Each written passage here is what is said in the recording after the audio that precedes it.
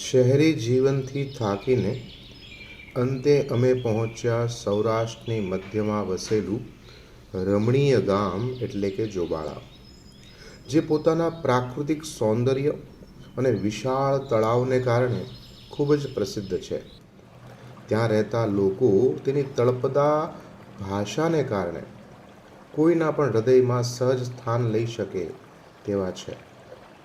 જો ગામડાની સાચી ઝાંખી લેવી હોય ને તો શિયાળાની ઋતુમાં રમણીય ખેતરોમાં થતી હળી મળીને કરવામાં આવતા કાર્યક્રમમાં જરૂર હાજર રહેવું. અમારા બા મધુબેન, એમનો બસ એક ફોન માત્ર આવ્યો અને એટલું જ અમારી માટે બહુ જ હતું. તે રાત્રે રીંગણનો ઓળો અને બાજરાનો રોટલાનો કાર્યક્રમ. બસ તે સમયે જ મારા મોઢામાં સ્વાદની જલધારા ફૂટવાની શરૂ થઈ ગઈ અને અમે નીકળી પડ્યા સુરતથી જોબાળા તરફનું પ્રયાણ કરવા. શું તમે ક્યારેક કાચો ઓળો કે કાઠિયાવાડીનું એક વિશિષ્ટ સ્વાદિષ્ટ ભોજન છે એ માણ્યો છે? શિયાળાની કાતિલ ઠંડીમાં ગરમા ગરમ રોટલા અને ઓળાનો સ્વાદ જેણે માણ્યો નથી ને, તે કાઠિયાવાડની ધરતીનો રહ્યો જ નથી. આથી કાઠિયાવાડને માણો તો રીંગણનો ઓળો અને બાજરાનો રોટલો. અમારા ગામના કાળુભાઈ, રમેશભાઈ અને સંજયભાઈ અમને સહકુટુંબ વાડી પર આવવા માટે આમંત્રણ આપ્યું. વાડી પર છોડની ઉપરથી તરત જ ઉતરેલા રીંગણના તાજા આ ઓળાના રોટલા અને ગરમા ગરમ દેશી ઘાટમાં બનેલા ચૂલા પરના બાજરાના રોટલા. આરગવાનું જો આમંત્રણ મળે અને અમે દોડીને ન આવ્યા તો એવું બને જ નહીં. શિયાળાની ઠંડક, ખેતરની હવા, ગામડાના સહજપણાનો આ પ્રસંગ કોઈ ઉત્સવથી ઓછો નથી હોતો. ગામડુંનું આ જીવંત દ્રશ્ય ગ્રામ્ય લોકોની સાધારણતા અને પ્રેમાળ સ્વભાવથી વધારે સુંદર બનાવે છે અને તેમની તળપદી બોલીમાં તો પોતિકાપણાની ભાવના ઉત્પન્ન થાય છે. અમારા વડીલો હંમેશા અમને કહેતા હતા, ગામડાની સૌથી મોટી સમૃદ્ધિ એ ત્યાંના લોકોની એકતા અને મિત્રતા છે. ગામડાનું જીવન જીવવા માટે તેને પ્રાકૃતિકની સાથે સાથે જોડાવવું એ ખૂબ જરૂરી છે. ઓળા રોટલાનો આ કાર્યક્રમ આ જોડાણનું શ્રેષ્ઠ નિશાની છે. દરેક ખેતરના ખેડૂતો પોતાના ખેતરમાંથી જે કંઈ પણ પાક અને શાકભાજી બને તે લઈને દોડી આવે છે. એ ડુંગળી, લસણ, મરચાં, ટમેટાં અને અન્ય તાજા ફળફળાદી અમને ખવડાવી, અમને ચખાડી અને અમારા મોઢા પરનો આનંદ લેવા માટે ઉત્સુક હોય છે. આ તાજગીથી ભરેલા ખાણામાં માત્ર જમવાનું નહીં પરંતુ સંબંધોને પણ મજબૂત બનાવવાનું એક સાધન બની જાય છે. ગામના લોકોના આમંત્રણમાં દેખાવ નથી. તેઓ સહજ અને નિસ્વાર્થ હૃદયથી પરિચય કરાવે છે કે તમે જમો પછી અમે. આમ કહી તેઓ માત્ર ખાવાનું નહીં પણ પોતાના ઉદાર હૃદયને પણ પીરસે છે.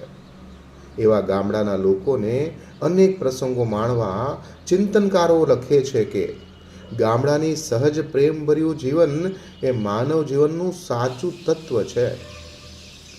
ગામડાની તાજગી ભરેલા આ શિયાળાની સવાર, જ્યારે સૌ પ્રથમ વાડીના મધ્યમાં જીવનના સત્યને સ્પર્શતી પ્રવૃત્તિનો આરંભ થાય છે ને, ત્યારે શરૂ કરવામાં આવે છે ઓળા રોટલાનો આ કાર્યક્રમ.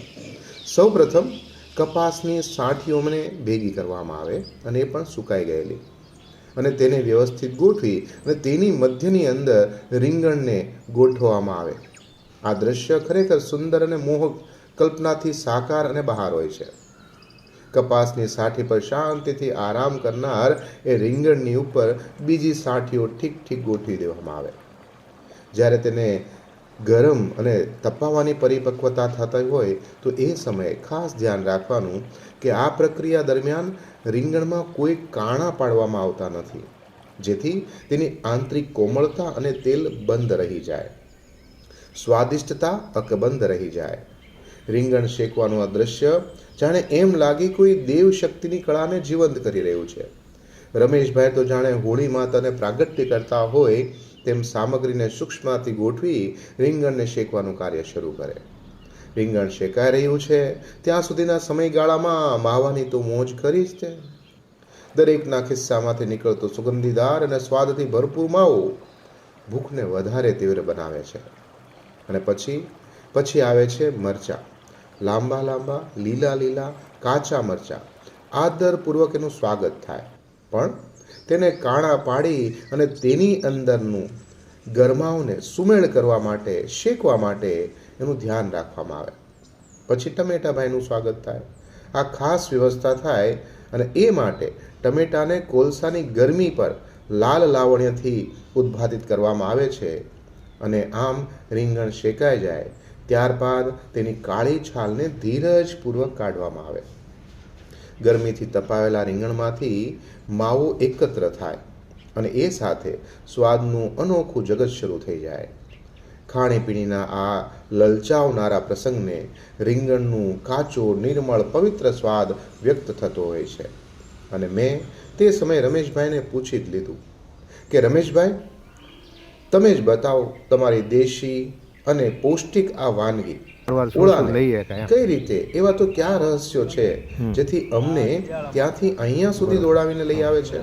અને ત્યારે અમને જે રમેશભાઈ વ્યક્ત કર્યું, તેમના જ મોઢેથી તેમની દેશી ભાષામાં માવાની મોજ સાથે સાથે ઓળાની વધારે સારા. એનું કારણ શું એમ એરડિયા રીંગણાનું? તેલ વધારે આવે. હા, એટલે મતલબ અંદર રીંગણામાં તેલ વધારે નીકળે, સ્વાદ એનો સારો આવે, મીઠો લાગે. બરોબર. બધું બફાઈ જાય અંદર, જે આપણે ડુંગળીની કાચું નાખીએ ને પાણીના તેલ નાખીએ અને પેલા હાંઠું લેવાની, પછી એની ઉપર રીંગણા ગોઠવી દેવાના, પછી એને આખો કરી અને શેકી નાખવાનું. બહુ બળી ન જાય એ રીતે, તેલ વચ્ચે બળી જાય, રીંગણું બળી જાય.